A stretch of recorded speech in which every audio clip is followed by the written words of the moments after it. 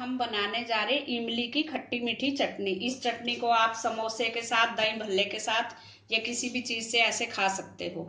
इसके लिए हमने ली है 200 ग्राम इमली। इमली को हमने रात भर भिगो के रखा था और उसका हमने छान के पल्प निकाल लिया है। और किशमिश थोड़ी सी, जीरा पाउडर 1 चम्मच, नमक स्वाद अनुसार, 1 चम्मच लाल मिर्च पाउडर, गरम मसाला आधा चम्मच, काला नमक थोड़ा सा और गुड़। आप चीनी भी डाल सकते हो। अब गैस पे कढ़ाई रखेंगे और उसमें डाल देंगे ये इमली का पल्प।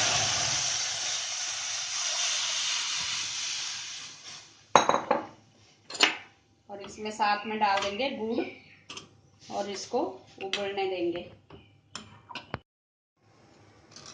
ये उबल चुकी है और गुड़ इसमें पिघल गया। अब इसमें हम डाल देंगे किशमिश,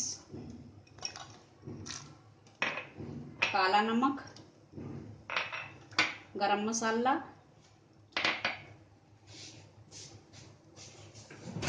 डालेंगे जीरा पाउडर और नमक थोड़ा सा स्वाद अनुसार और लाल मिर्च पाउडर। अब इसको अच्छी तरह से पकने देंगे जब तक कि ये गाढ़ा ना हो जाए। गैस को सिम कर देंगे और धीरे धीरे इसको पकने देंगे। ये हमारी इमली की चटनी इतनी गाढ़ी होनी चाहिए, उतनी गाढ़ी ये हो चुकी है। इसको लगभग 10 मिनट हो गए हैं पकते हुए। गैस को हमने थोड़ा सा स्लो किया था, ना ज़्यादा कम ना बहुत तेज।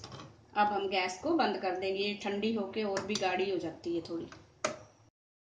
हमारी इमली की खट्टी मीठी चटनी खाने के लिए तैयार है।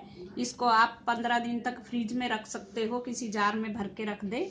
Thanks for watching. अगर आपने मेरे चैनल को सब्सक्राइब ना किया हो तो प्लीज़ कर दीजिए। Thank you.